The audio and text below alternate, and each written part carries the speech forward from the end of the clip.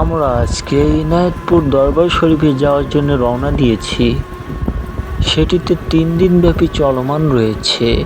এই মাইকোগুলো দেখছেন, সামনে আরও অনেক মাইকো এবং বাস রয়েছে, যা দূর দূরান্ত থেকে লোকজন এই ইনায়েতপুর দরবার শরীফে এসেছে। এই ইনায়েতপুর দরবার শরীফটি অনেক বড় এবং এরা ঘেট করেছে অনেক বিশাল, যা 2টি ঘেট রয়েছে একসাথে। এই যে সামনে দেখতে পাচ্ছেন, এই বড় ঘেটটি এই ইনায়েতপুর দরবার শরীফের, যা 111তম মহাপবিত্র ওরস শরীফ। এই ঘেটটি বিশাল। এই ঘেটটি তৈরি করতে প্রায় 1 সপ্তাহর বেশি সময় লেগেছে। এই ঘেটটি অনেকটাই মসজিদের সমান। সত্যি বলতে আমি এই ঘেট এর আগে কখনো দেখিনি। আর এই গাড়িগুলোকে যে দেখছেন, এই গাড়িগুলো অনেক দূর দূরান্ত থেকে লোকজনকে নিয়ে এসেছে।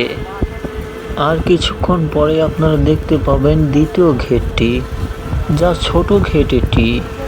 এটি অনেকটাই ছোট। আর এর সামনে বাজার রয়েছে একটি। তো এই বাজারে আমরা নেমে আবারও রওনা দেব গাড়িতে করে।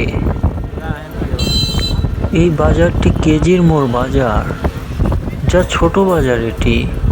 এটি ছোট বাজার হলে অনেক বড় দোকানপাট রয়েছে।